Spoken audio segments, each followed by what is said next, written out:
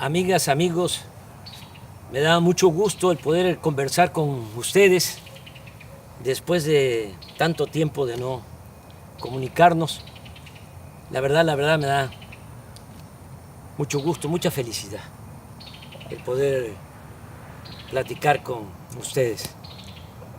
Como saben, entregué la banda presidencial a nuestra compañera, amiga, extraordinaria presidenta Claudia Sheinbaum el 1 de octubre del año pasado. Hace un año y ya cerca de 2 meses. Y desde ese día, desde el 1 de octubre, me vine aquí, a la Quinta La Chingada, Palenque, Chiapas. Esta casa que me heredaron mis padres.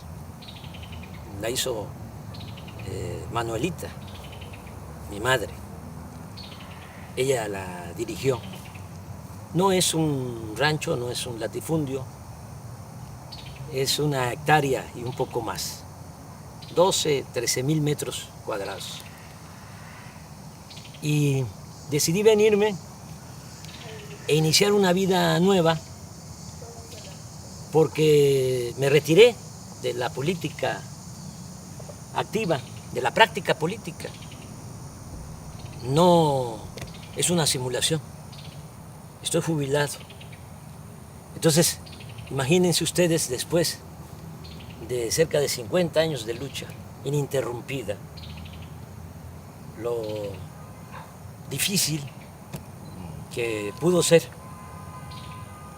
el decir, se acabó, cortar de tajo toda mi actividad pública, política, casi 50 años, porque empecé en 1975, 76 trabajando con los indígenas chontales en Nacajuca. Luego en 1977 fui director del Instituto Nacional Indigenista en Tabasco. Ahí aprendí a trabajar para la gente humilde, para la gente pobre.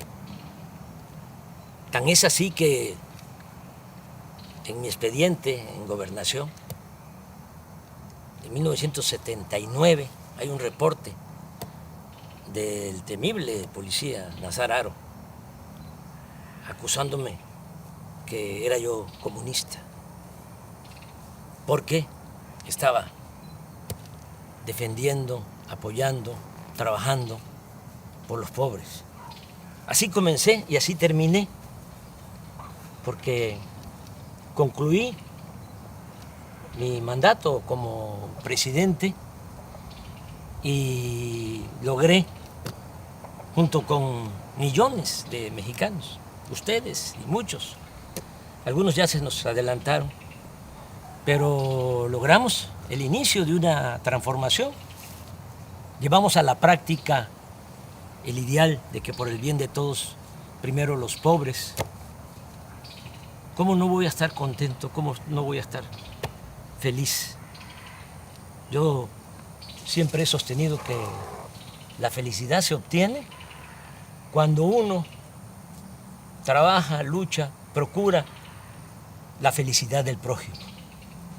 Entonces es cuando ya tenemos bienestar espiritual, bienestar del alma, felicidad.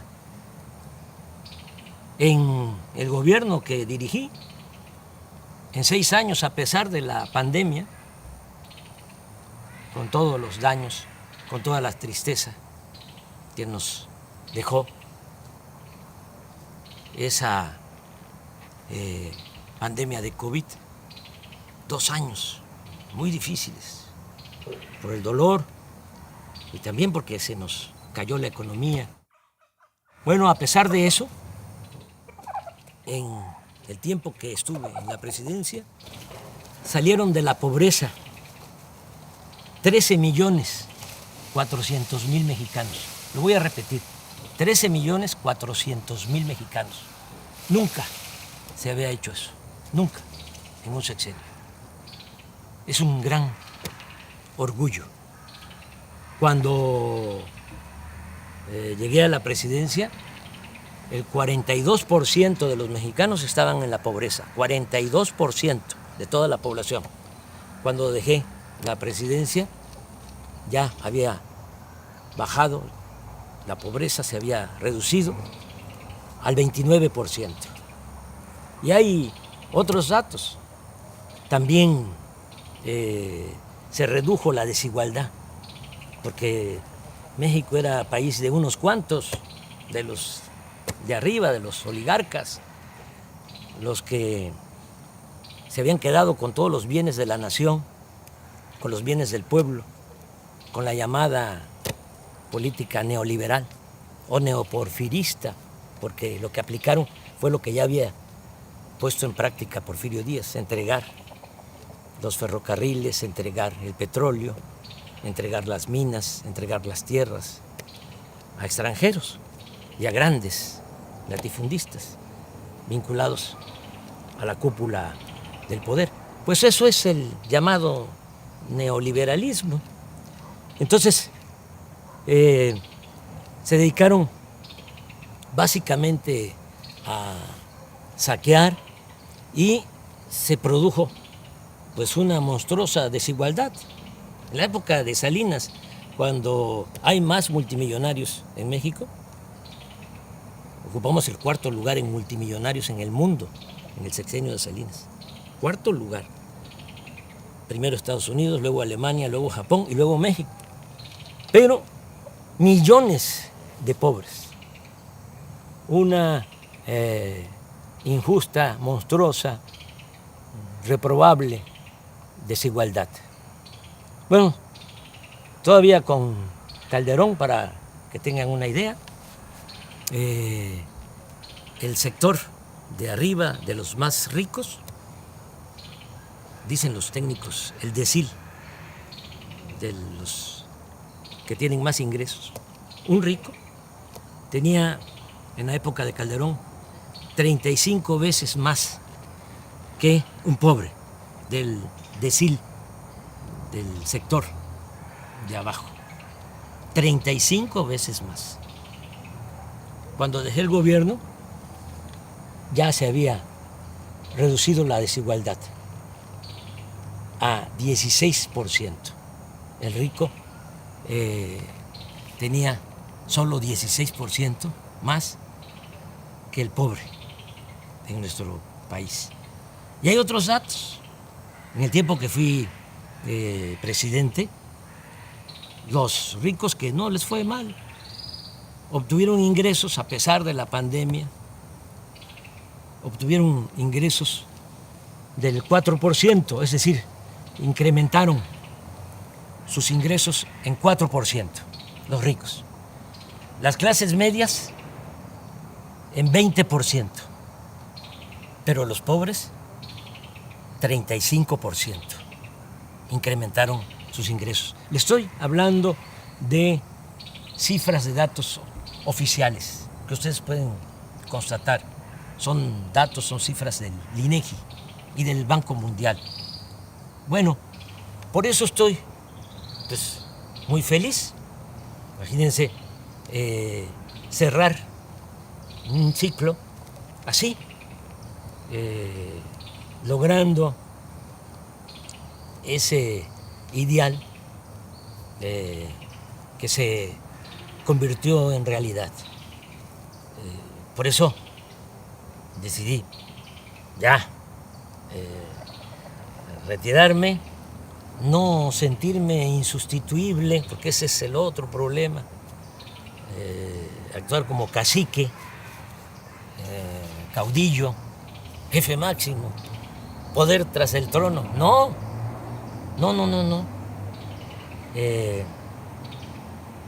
Hay que hacer valer la democracia y nosotros en nuestro movimiento, este movimiento impulsado por millones de mexicanos, pues tuvimos la enorme dicha de que quien me sustituye en la presidencia es una mujer excepcional, y continúa la transformación. Bueno, les decía yo que no era fácil, ¿no? Es decir, hasta aquí y me voy a dedicar a otra cosa. Pensé a qué dedicarme y decidí dedicarme a hacer teoría, a escribir. Siempre he sostenido que la política es pensamiento y es acción. Yo sí, desde luego, que pensaba y tengo ideales, tengo principios, que eso es lo que me mueve, pero fundamentalmente fui un hombre de acción en mi quehacer público, político. Y ahora estoy escribiendo, estoy haciendo teoría. Es teoría y práctica la política. Pues ahora no estoy en la praxis, no estoy en la práctica, estoy en la teoría. ¿Haciendo qué? Bueno, pues fundamentando lo que hicimos. ¿Cómo le llamamos a lo que se está aplicando en México? Ya sabemos que existe el neoliberalismo, decían que no había de otra, claro que sí hay de otra. El neoliberalismo es el robo descarado, es el gobierno de una minoría, es el gobierno al servicio de un comité de potentados. Eso era el gobierno antes del inicio de la cuarta transformación en nuestro país. El pueblo no les importaba. Pero, ¿qué fue lo que nosotros hicimos y cómo lo vamos a conocer? ¿Cómo se va a llamar? ¿Cómo se bautiza? Entonces yo he propuesto que sea humanismo mexicano. Y el humanismo mexicano tiene dos pilares. Uno es el cultural, la grandeza cultural de México. Como decía el maestro Bonfil Batallas, el México profundo, las civilizaciones olvidadas, negadas. Y eso es lo que nos da nuestra fortaleza, eso es lo que nos da nuestra identidad, nuestra democracia, nuestra idiosincrasia, el México profundo. De ahí venimos y quise trabajar sobre la historia cultural de México, porque la historia que nos han contado desde hace siglos es una historia falsa, simulada. Y el otro pilar del humanismo mexicano, pues es la fecunda historia política. Ese es el siguiente trabajo. Ya les presento el primero, el que tiene que ver con la grandeza cultural de México. Así se llama, grandeza. El que viene para el año próximo se va a llamar gloria, porque es grandeza y gloria. Repito, la grandeza es la historia de nuestras culturas, de nuestras civilizaciones, para desmontar, para echar abajo la historia que crearon, que inventaron los conquistadores, los invasores, y se ha mantenido durante las épocas del dominio de las oligarquías. Pero aquí se cuenta otra historia. Y este libro de la editorial Planeta, pues ya va a estar en librería. Es el trabajo, es una investigación de más de un año y un mes, trabajando, porque les hablaba yo de mi nueva rutina. ¿Qué hago aquí? Bueno, me levanto temprano, como siempre, camino aquí hay un sendero entre los árboles,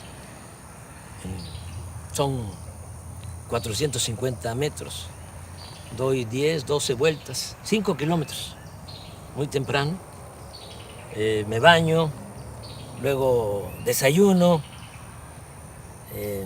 hay una señora Morbi que es la que me ayuda, me hace los alimentos, la comida, la limpieza de la casa, porque Beatriz está en México, viene, yo voy, he ido como 5 veces, claro, de manera muy discreta, para evitar los escándalos. Y se quedó allá porque ya Jesús de Ernesto entró a la universidad y pues tiene que estar ahí pendiente. Ya ustedes saben cómo somos en México, cómo son nuestras familias. Aunque Jesús ya tiene 18 años, pues ahí está con la mamá, es hijo único. Yo tengo 3 hijos mayores de mi finada esposa Rocío y Jesús con Beatriz. Y claro, nos hablamos todos los días. Bueno, después de que desayuno, como a las 9, me encierro en el despacho a escribir. Me levanto a las 12, me tomo mi pozol, camino un poquito aquí en el corredor de la casa, me vuelvo a sentar hasta las 2, como y sí doy una vuelta a todo el sendero después de la comida, veo un poco las noticias, tengo un teléfono de esos muy sencillos y como no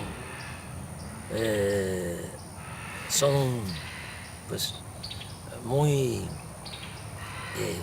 caritativos, no encuentro la palabra, el término, los dueños de los medios de comunicación, sobre todo los de la telefonía, y pues el mío es de recarga, ahí me salen noticias, claro, con 1 día, 2 días de retraso, pero no quiero más, no quiero saber más. Ya conozco bastante a nuestros adversarios, son pues muy obvios.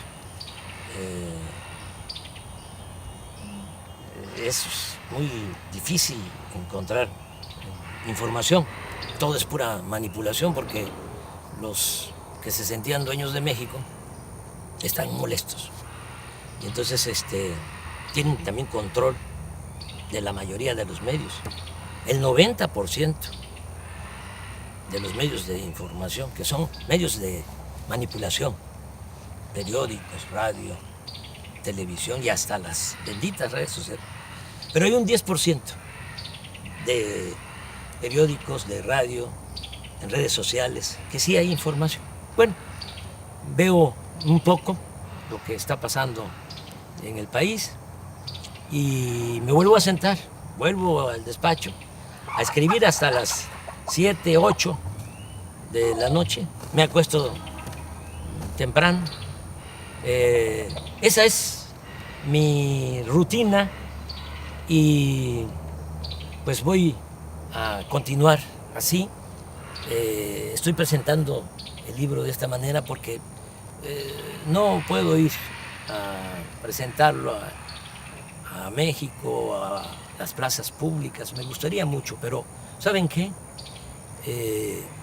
Ya me retiré de la actividad política.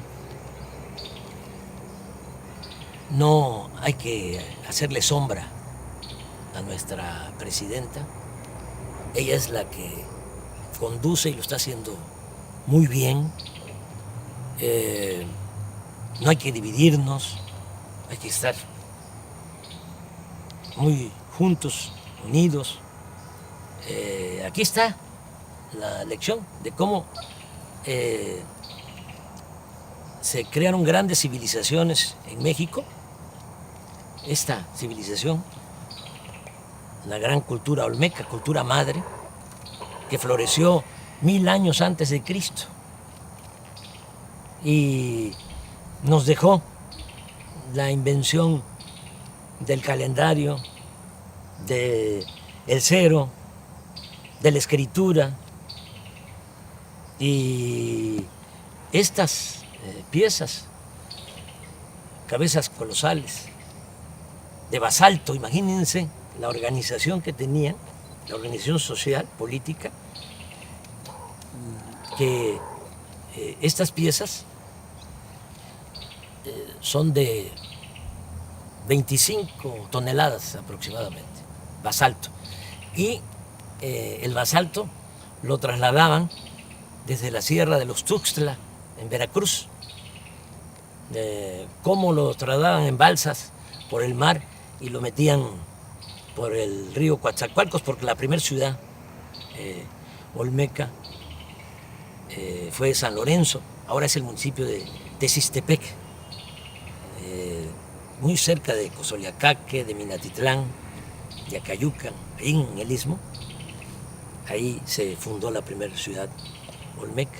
Entonces, por el río Coatzacoalcos hasta San Lorenzo, que es una isla, y también hasta La Venta, Huimanguillo, Tabasco, que es la otra gran ciudad, en balsa, todos estos fragmentos de piedra para que los artistas olmecas esculpieran, hicieran estas grandes cabezas colosales, y también un arte fino, porque hasta lo pequeño es hermoso en las grandes civilizaciones que florecieron en nuestro país, las ofrendas con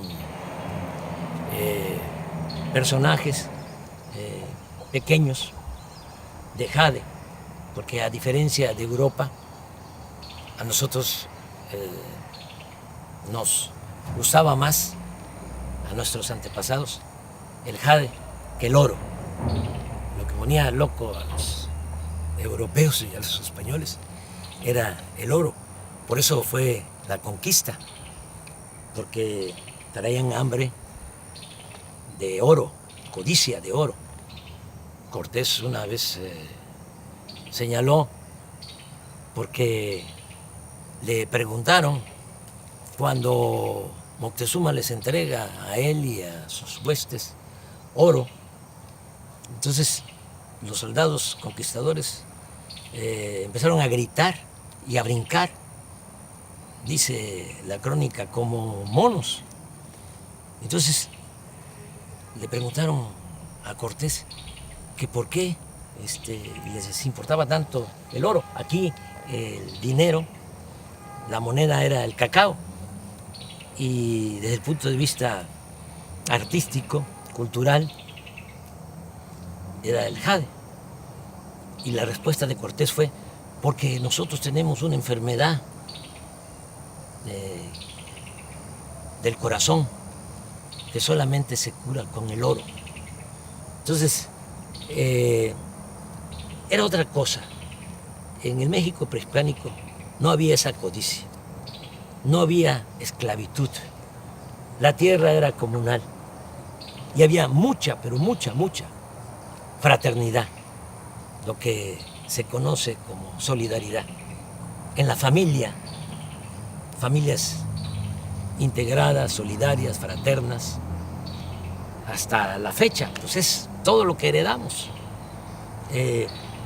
Esto es lo que hicieron los olmecas, pero aquí viene también lo que hicieron los mayas, que mejoraron lo que habían iniciado los olmecas en la ciencia, en el arte, en la cultura. Van ustedes a Palenque y van a encontrar el Templo de las Inscripciones, que se hizo para sepultar a Pacal, el principal de Palenque. Como ya se pueden descifrar los jeroglíficos, ya se sabe que ese personaje se llamaba Pacal, pero imagínense, hacerle un gran monumento, una pirámide. Primero la tumba, con una lápida bellísima, y después de la tumba, el templo de las inscripciones, monumental. Vean eso y vean también en Palenque cómo desviaron un arroyo para meter agua, un acueducto embovedado por en medio de la ciudad.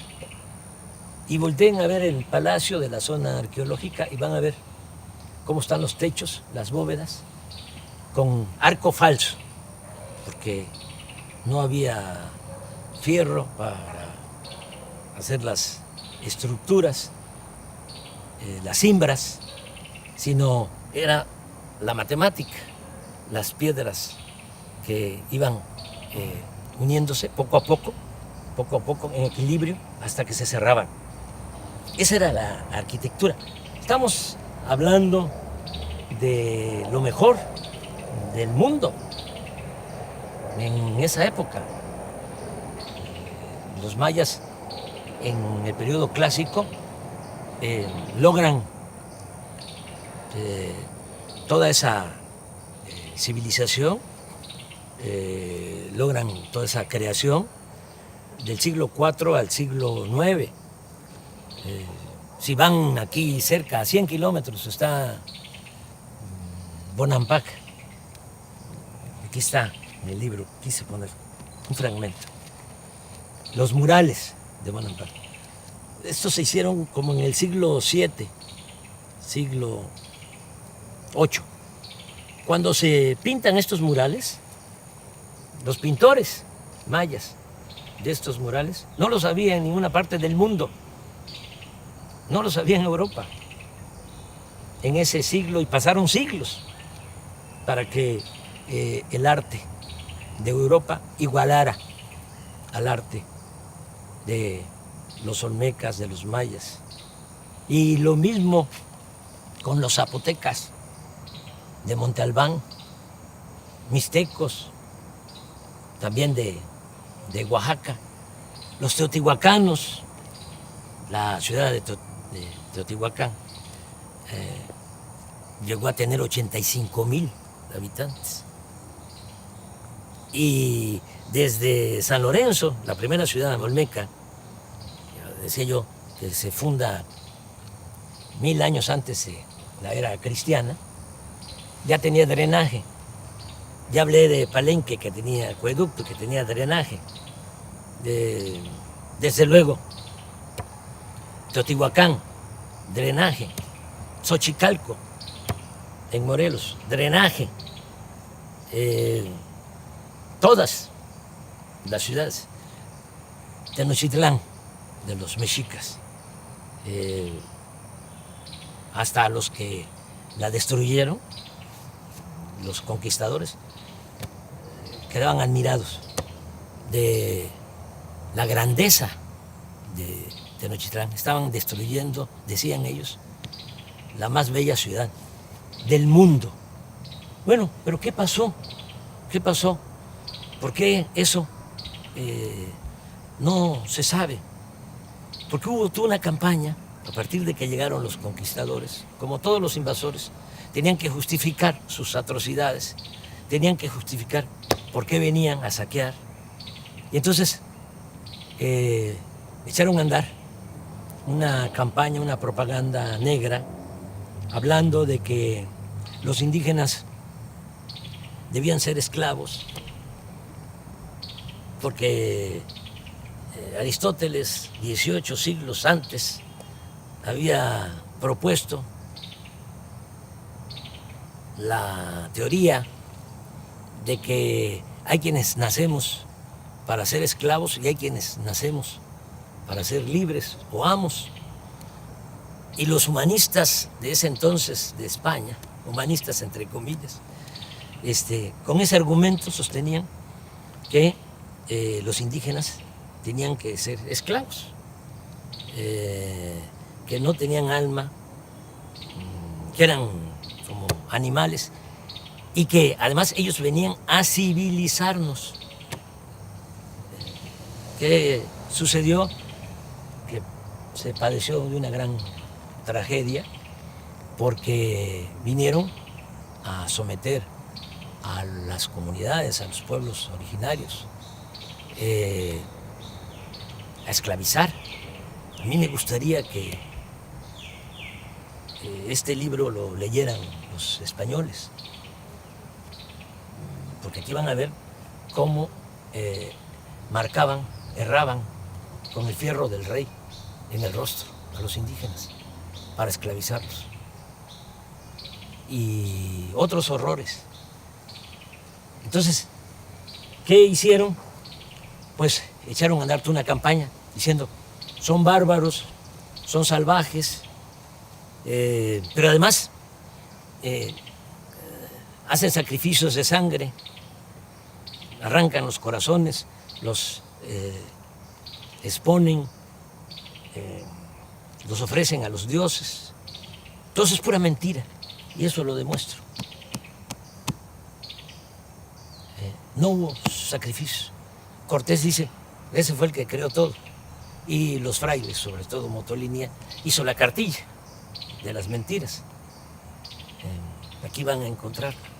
Y todos copiaron hasta la fecha. Hay muchos incluso profesionales de la ciencia social, arqueólogos, antropólogos, sociólogos, filósofos, historiadores, que sostienen eso, esa gran mentira. Cortés dice que en 3 días en Tenochtitlán le sacaron el corazón a 8,000 personas, en 3 días. ¿Cómo es eso? Van a sacrificar 8,000. Bueno, pero todavía un fraile, Durán, habló de 80,000 en 4 días. 80,000 que les sacaron el corazón, todavía bullendo, dice, para ofrecerlo a los dioses. Motolinia, también 80,000. Aquí sostengo que eso ni en Europa, porque Darwin habla de que solo en 3 siglos en España, por la Inquisición, quemaron a 300,000. Achicharraron a 300,000, acusados de herejes. Y los mejores, porque eran los que dudaban. Y a la hoguera. Pero hasta eso lo considero exagerado. Pero aquí se fueron con eso y se fueron también, inventaron de que éramos, nuestros antepasados, caníbales, que comíamos carne humana. Nadie vio un sacrificio, nadie vio que se comieran a una persona. ¿Cómo es que en la toma y el cerco de Tenochtitlán, de 75 días que la gente se estaba muriendo de hambre, porque Cortés mandó a cortar el agua, el acueducto de Chapultepec hacia el Templo Mayor, hacia el centro de Tenochtitlán? Lo mandó a destruir y además con los indígenas aliados que querían quitarse el yugo de los mexicas, pero inocentemente se pusieron un yugo más grueso, un yugo mayor. Bueno, bloquearon la entrada de alimentos y todo. Y si se estaban muriendo de hambre, ¿por qué no? Se comían entre ellos. Nada, pura mentira. Y esto es lo que trata el libro. Pero lo más interesante es que en otras partes, lamentablemente en el Caribe, por ejemplo, exterminaron con los indígenas, acabaron con los indígenas. En Estados Unidos lo mismo, es hasta horroroso, ¿no? Repetir lo que decía un general, o le atribuyen a un general, Sheridan, que decía, todavía en el siglo XIX, aquí estamos hablando del XVI, del XVII, del XVIII, hasta principios del XIX, todo lo que fue la colonia, 3 siglos. Pero allá en Estados Unidos, en el XIX, hace menos tiempo, le atribuyen a Sheridan el que dijo que el mejor indio era el indio muerto. Hubo exterminio. Entonces, aquí, ¿cómo se salvaron los indígenas? Claro, cuando llegaron los españoles, hay quienes calculan que lo que es México ahora estaba habitado por 15, 25 millones de personas. 15 o 25 millones de personas. Terminando el siglo XVI, 75 años después de la toma de Tenochtitlán, la población de México era ya de 2 millones, porque nos trajeron también la viruela y se diezmó la población. Se redujo la población a un 10%. Una gran crisis demográfica. Y encima de eso, la explotación, la esclavitud. Entonces, ¿por qué se salvan los indígenas mexicanos? Porque muchos, incluso los mismos frailes, que vinieron a la conquista espiritual, decían que iba a desaparecer la cultura o las culturas indígenas, que iban a desaparecer. Nadie creía que iban a sobrevivir los indígenas. Bueno, pues resistieron. ¿Cómo resistieron? Porque por el amor a la libertad, por el amor a la libertad, se fueron a los montes, a las montañas, a la sierra, a las islas, a los pantanos, a las zonas de refugio, y se llevaron a cuesta sus costumbres, sus tradiciones. Los nayaritas, los coras, por ejemplo, que eran dueños de todo el valle, de la parte de la costa, se subieron a la sierra. Allá están, coras, huicholes, pero hasta allá los perseguían para esclavizarlos, pero resistieron, y gracias a eso es que nos dejaron este legado cultural, nuestra identidad como mexicanos, que es lo que nos ha protegido siempre. Nos caemos y nos levantamos. Una gran reserva de valores culturales, morales, espirituales. Quedó la raíz y quedó el tronco, porque cuando se logra la independencia, pues ya no tenemos 15 millones ni 25 millones, como antes de la llegada de los españoles, 300 años antes, 1821, tenemos 6.300.000. Sí, pero la buena nueva es que de esos 6.300.000, el 80% eran indígenas. Es decir, de cada 10, 8 indígenas. Y portadores de las tradiciones y de las costumbres. Y eso es lo que nos ha servido como escudo, es lo que nos protege, porque el mexicano es trabajador, el mexicano es honesto. La corrupción la trajeron los españoles, lo pruebo. Aquí no había codicia, no había robo. Las casas no tenían puertas, no tenían ventanas. Ya dije de que lo que había era ayuda mutua, tequio. Si se necesitaba hacer algo, todos cooperaban, todos ayudaban en una comunidad. Pues somos herederos de esas civilizaciones, y por eso México sigue siendo una potencia cultural en el mundo. Somos el cuarto país en el mundo con más lenguas. 290 lenguas se hablan en nuestro país.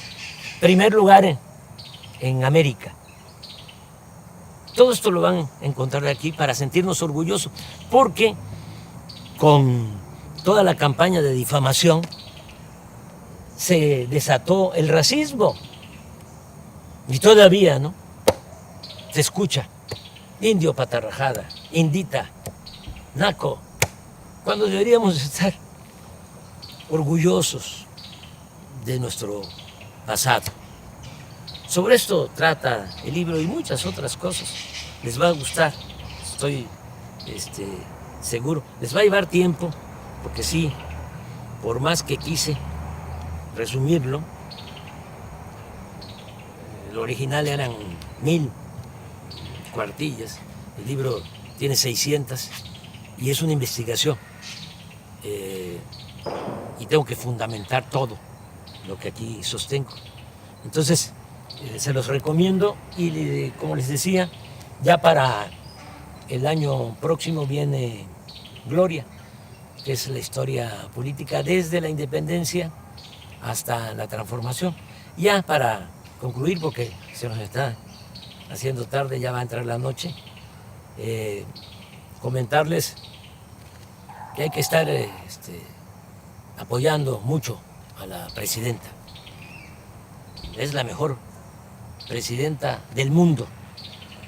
Tenemos esa enorme dicha. Vean cómo son los presidentes, los jefes de Estado en otros países y comparen. Además, fiel al pueblo, fiel a los principios de la transformación, sosteniendo que solo el pueblo puede salvar al pueblo. Solo el pueblo puede salvar al pueblo. ¿O no es cierto? Van a salvar al pueblo los de arriba, los ambiciosos, los que están enfermos de poder y de dinero sobre todo. No, es el pueblo el que salva al pueblo. Y con el pueblo todo y sin el pueblo nada. El pueblo es el que manda en la democracia. Y por el bien de todos,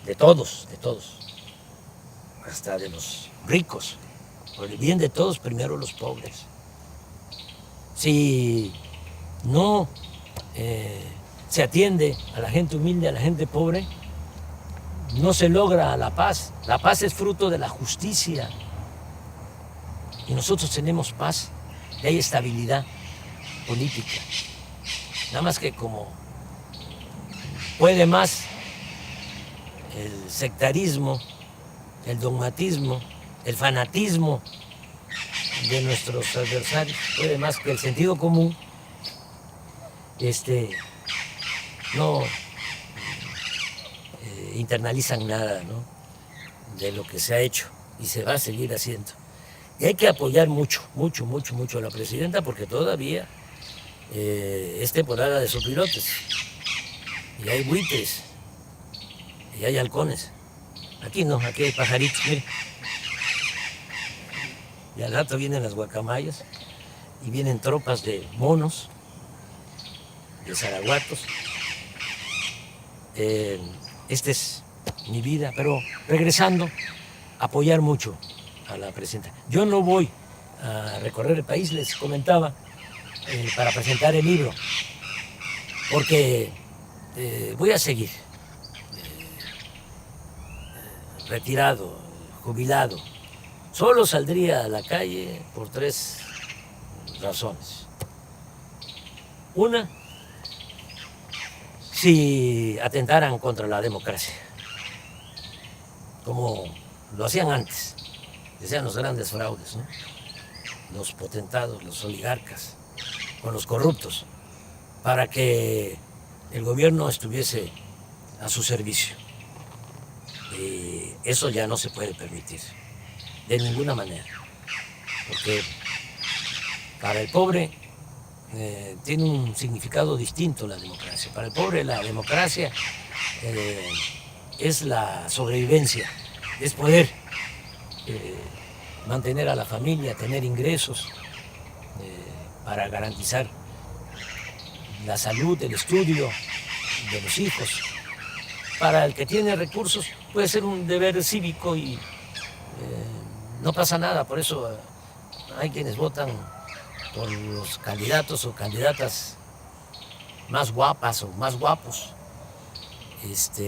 Pero para el pobre es su sobrevivencia.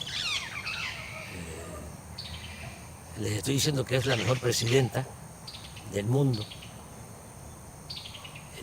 Claudia Sheinbaum, y un conservador, seguramente ahorita sí ve esto que estoy diciendo, escucha esto que estoy expresando, diría no. El mejor presidente del mundo es el de la mano dura, una mezcla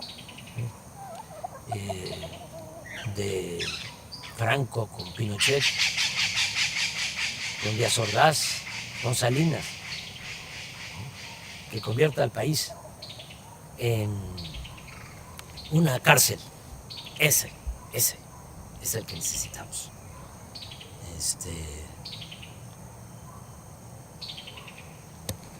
Una gente que no le tiemble la mano dura, dictadura. O otro presidente, acabo de escuchar, leer a un texto de un presidente, una declaración, diciendo, hace como un mes antes de una elección que hubo en el sur de nuestra América, de que él no iba a darle ningún apoyo a los discapacitados, porque ese era un problema de los discapacitados, eran libres y ellos tenían que resolver su problema. Así son los conservadores, así piensan. Yo recuerdo que Fox decía que para qué darle pensión a los adultos mayores, que había que ponerlos a trabajar. Ese es el pensamiento conservador. Nosotros pensamos distinto. Nosotros pensamos que el Estado tiene una responsabilidad social. El gobierno no puede incumplir con su responsabilidad social. El gobierno tiene como objetivo garantizar el bienestar y la felicidad del pueblo. Ese es el objetivo principal del gobierno, no estar al servicio de una minoría rapaz. Entonces hay que apoyar mucho a la presidenta, nuestra presidenta. Les decía, yo saldría para defender la democracia, saldría también para defenderla a ella. Si hay intentos de golpe de Estado, si la acosan, salgo.